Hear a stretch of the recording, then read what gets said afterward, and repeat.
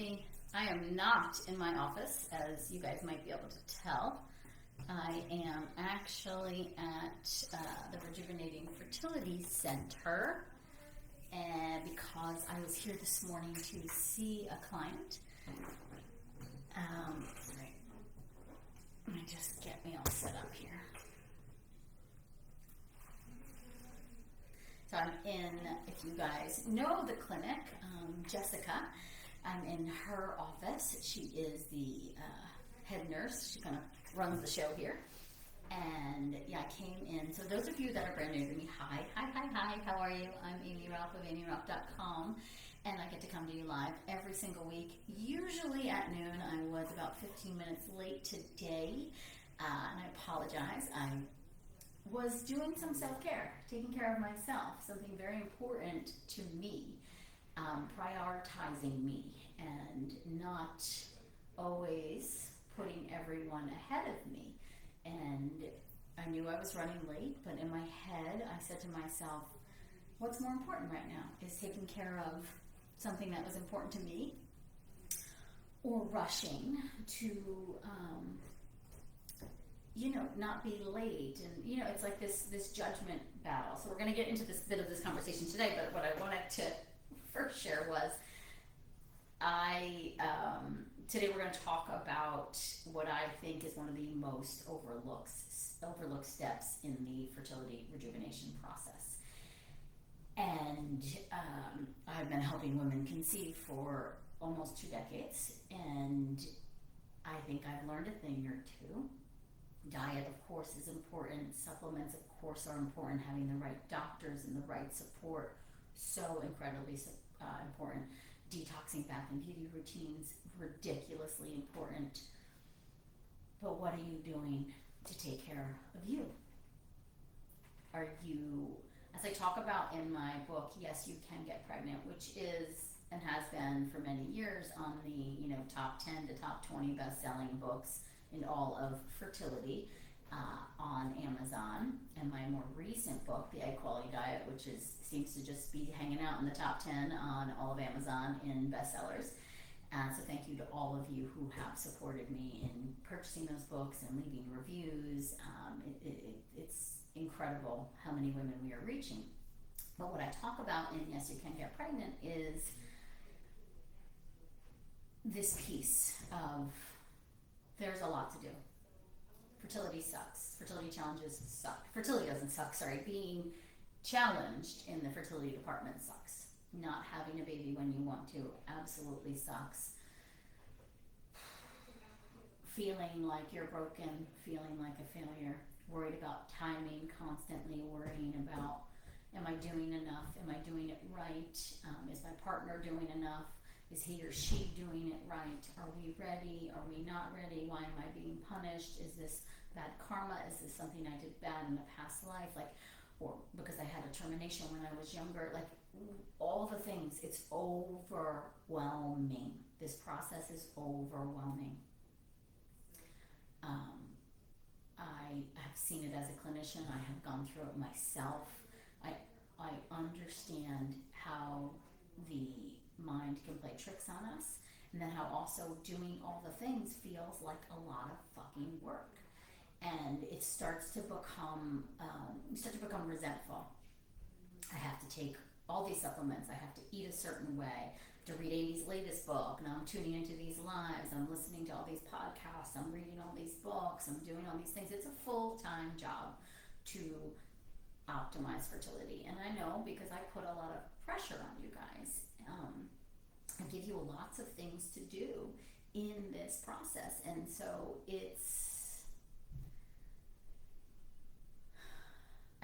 as I talk about in Yes, You Can Get Pregnant. I'm going to move this camera because I just don't like it. As I talk about in Yes, You Can Get Pregnant, that I think, that's that. What is that? That I want us to adopt this piece to all of the things, to the overwhelm. Could we look at it as a self-love health mission rather than all the things I need to do to get pregnant faster. Because what I see, and I actually was just having a conversation with Jessica, we co-treat a lot of patients here. I'm at Rejuvenating Fertility Center right now, and I treat a lot of their clients, and they all sign a disclosure that we can discuss their case, which is great because it's the more cooks in the kitchen, I think, the better. And so we were discussing the case, and Jessica, who knows the case very well, said to me, I think it's, we just did another transfer. This woman makes healthy embryos, and she didn't get pregnant. And we were discussing, like, what do we think? What's the next step? So next step is we're going to try a fresh transfer. She's going to retrieve some more embryos. She's been pregnant in the past. She has a healthy child. So we assumed, we know she can do this. And, she's as all of you, she's gone down like the anxious, rabbit hole of like, what are we missing? What am I doing wrong? Do you think it's autoimmune? Do you think it's this? Do you think I should do this? And, we got to have a very candid conversation with Jessica about the case. And we think it's a couple things, but mainly we think it's her stress levels. And that sounds so ridiculous, but it's not. It's like when you're in a chronic state of fight or flight, it is not a very fertile environment. And so what could we do? We have to work on easing her. And how I see that working is, yes, I still want her following the diet. Yes, I still want her doing the supplements. Yes, I still want her getting acupuncture and, all the things she is doing. But I also want her to slow down, to look at this as from a global perspective, that her self-care now will manifest into better health for her and a better environment to receive this child. And it's what I see of somewhere in there. It feels like we are doing so much for ourselves because, we're not, we're avoiding certain foods, and we're taking our supplements, and we're getting our sleep, and we're wearing our blue light glasses, and we're using non-toxic bath and beauty products. So, of course, I do so much for myself. I do so much self-care. But is it self-care, or do you see it as a job, as something you have to do and you actually resent it? And I think there's a really important distinction there. Are you doing these things from a place of, I'm broken, and if I don't do them, I can't get pregnant. If I don't do them, I'm going to continue to be punished. Or, when I eat less gluten, I feel less bloated. When I eat less soy, my eyes are less puffy. When I poop every day, I feel awesome. When I sleep 8 to 9 hours every day, I feel like a fucking rock star. When I take time for me to meditate and visualize every day, there is a smoother process to my day. I feel more at ease. When I slow down enough to listen to myself, to like own, my presence, my choice here. When I do that, do I feel better? So, the title of this conversation is the most overlooked fertility rejuvenation step. And dare I say, I think it sums up to the words self-care and self-compassion, which really have to be embraced in the process. And I know it's like, it feels, even for me saying it out loud, it feels some contradictory on some level, right? Because I do feel like, hey, I just wrote you this book. It's a quality diet book, and it's 100 days of exactly what you should be eating, which I think, is awesome. And I'm very proud of that book and the material in there. And I think it's super helpful to so many. But I also realize it comes with this set of pressure. It's an elimination diet. It's pretty intense, right? And then on top of that, I layer in, coming week 9 on, I layer in all the other things I want you to be doing, like what to do for sperm health if you're in a heterosexual partnership, what to do for bath and beauty products, learning about epigenetics and how they impact egg quality, learning about sleep and movement and, mindset and all of these other pieces that we layer on, which I can see it feels like a full-time job. So it's basically not stopping the things, but almost shifting the approach. Does this stuff make me feel better or worse? Does caring for me feel good on some level? What are the changes I'm seeing in my life and in my body when I take these steps to care for myself? So rather than looking at it as feeling overwhelmed by all the things we have to do, maybe start to see, like when you go non-toxic with your bath and beauty products, there's so many benefits to you, to your future children, to your future grandchildren, to the environment. You're supporting a lot of times small businesses who aren't selling out and using harsh chemicals that are killing our environment. Like, maybe we step back and see that. When you make sustainable food choices, can you feel the same way? When you buy from small farmers, when you buy grass-fed beef or farm fresh eggs, can you start to see these other components that, like, the choices you're making and what they're having on this global scale, but then also almost from, like, the macro level for yourself, to see how are these choices impacting you, not just to help you become more fertile. That does happen, that is a side effect, but how are they impacting you? How's your skin look, right? How's your hair? How are your nails growing? When you do get your period, is it less crampy, less clotty? When you take time to meditate, instead of forcing yourself to meditate because that's what everybody says to do, or forcing yourself to visualize or to journal because that's what the fertility coaches out there are saying, could it be more about, this is time for me? So today is a perfect example of, I was late for you guys, and I knew that. And instead of me being the harsh critic on myself of, I made a commitment to be there at noon and it's 12:13 and I'm just going live, the old Amy would have this conversation with herself that was, you're a loser, you're rude, you're making other people wait, how dare you put yourself first.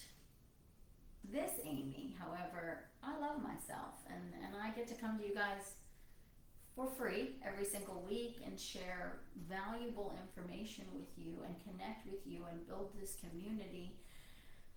And it's okay if I'm running late, because I took time for me to do something that was really important for me, for my process, for my journey. And I'm making that choice. And listen, I also know we don't all have that luxury, right?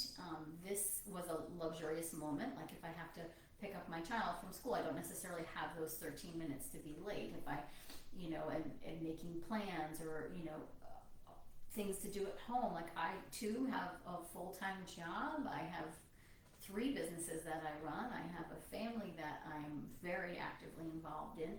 And I do all the things I preach to you guys, and I still do find time for self-care. A lot of times I'll sneak it. I might sneak a 7-minute meditation instead of thinking I have to do a 10-minute meditation. This morning I snuck in 20 minutes of exercise where normally I like 30 or 45, but I did a little bit so that I felt like I was doing something for Amy. I also planned ahead and brought myself food because I knew I'd be out of the house for several hours. And that stuff to me doesn't feel like work. It actually feels like an act of self-care. And so for you, it's thinking those things through instead of, Amy says I have to have bone broth and I gotta get 80 grams of protein in a day, and Jesus, this feels like so much fucking work. Could it be, I feel so good when I prepare my food ahead of time. I feel so good when I take time for me to support myself.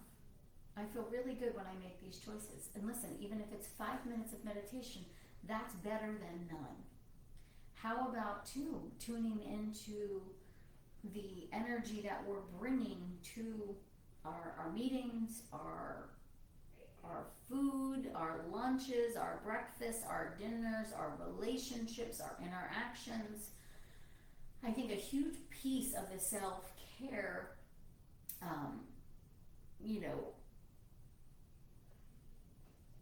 base, if you will, is consciousness.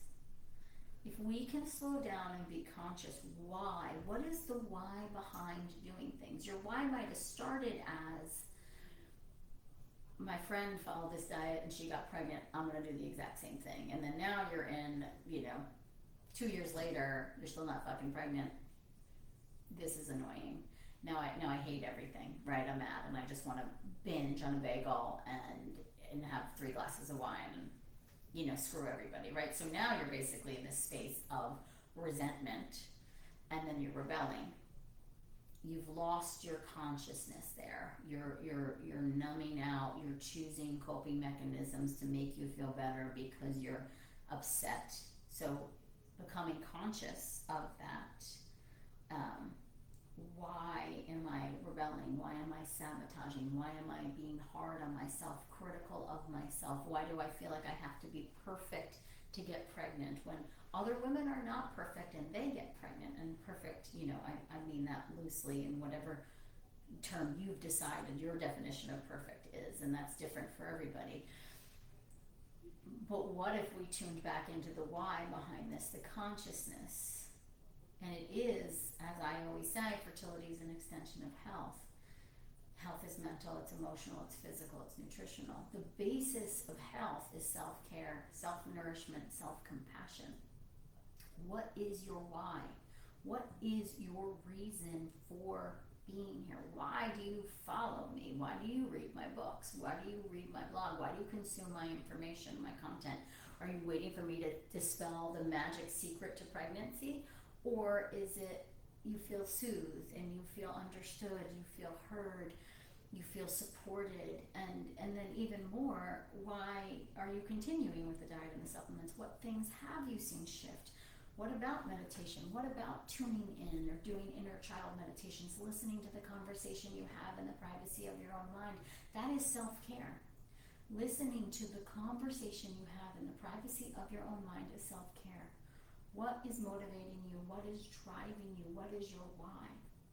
So for me, simple acts of self-care are tuning in. When I feel frustrated, when I feel angry, when I feel upset, when I feel like, I just want to go and get a gluten-free muffin and a nice coffee. That's like my rebellion, if you will, some days. Why? What is my why behind that? Is it because I feel sad? Is it because I feel left out? Is it because I feel overwhelmed? Okay, what can I do to help myself feel better? So I check in with myself. Like, I have it in Body Belief, this conversation of like, Amy, where are you? All right. 2 years down the road and, still, not having everything in life that I want or something like that. Like I'm in this space where I'm being hard on myself. So what can I do to ease myself? And it's talking myself off the ledge, as my teacher Abraham would say, meeting myself, witnessing. Okay, so in this moment you feel frustrated. Why do you feel frustrated? Why do you feel sad? Why do you feel overwhelmed? Why do you feel disconnected? Why do you feel left out? Why do you feel angry? Why do you feel like you want to blame somebody? And bringing a conscious awareness to that will in and of itself dissipate. And that is the root, the basis of self-care, self-compassion. Understanding that you are human, that you are not perfect, that you do not need to be perfect to get pregnant. It came up in my group before. One of the girls asked, my sleep's been off for the last 3 weeks, so should I stop trying this month because I've had poor sleep? And I said no. The same thing I always say, consistency and frequency. Poor sleep for 3 years will definitely impact fertility. Poor sleep for 3 weeks? No. Everybody is human. We go through human experiences. It's okay. You should still be able to try. And what I said to her was, but maybe you actually want an excuse to not try. Maybe you're tired of trying right now. Maybe you need a break. So what is the deeper understanding there? And until we slow down enough, and that's where meditation and journaling, I think, does offer us that slow down, that consciousness. But until we slow down enough, do we tune in to what is my why? Why am I rebelling right now? Why do I doubt my body right now? Why am I having an issue? I just heard you're struggling to hear me. So I'm not on my computer. I'm at home. I screwed up. So Facebook, if you can't hear me, we will upload this video like we always do onto YouTube, or go over to Instagram and you can listen to it there. I'm sure the volume on Instagram is working out, so I apologize. I had a misstep this morning. I forgot my laptop, and so I'm on a friend's computer at the office right now, and maybe her volume settings are off. Although it looks like the microphone is on and the volume is all the way up. Let's just see. Yeah, I'll turn it up more. I turned it up more, so maybe you'll hear me better, but we're almost to the end anyway. So, but it's this, what do I think is the most overlooked step is, I sum it up and I say it's self-care, but what do I really mean by that? I mean consciousness. What is your why? Why are you doing the diet? Why are you doing the supplements? Why are you here? Why are you showing up? Why are you doing this? Why do you want this baby? Why do you want your fertility to shift? Why do you want better menstrual cycles, better skin, better hair, better nails? What is your why? And maybe you don't fully buy that diet or supplements or bath and beauty products have anything to do with fertility. That's okay too. Be honest with yourself, right? But what is your why? And are you using the diet and the supplements and maybe your inconsistencies with those as a reason to like count yourself out or fail or set yourself up for failure? Like, is it actually a defense mechanism? Are you blaming other things? Or there's lots of reviews for the egg quality diet. Most of them are amazing. Some of them are just kind of nasty, and it's like, this is ridiculous, this is too much, maybe you're better than me, but I can't follow this. Obviously, I think those of you that know me or have been following me for a while, I would like to say I have a heart of gold and I come from a very good place, and what I figured out helps a lot of women is a diet like this. And but it might not work for you. Like, are you at peace with that? Because when you blame other people or you attack other people, you're still not at peace. You want to sabotage somebody else because you're pissed that they told you this is something you need to do or should shift, right? And so getting conscious and aware of our why then gets us rooted in, I'm doing this for me. I'm doing this for my heart. I'm meeting me with kindness and compassion on this difficult journey.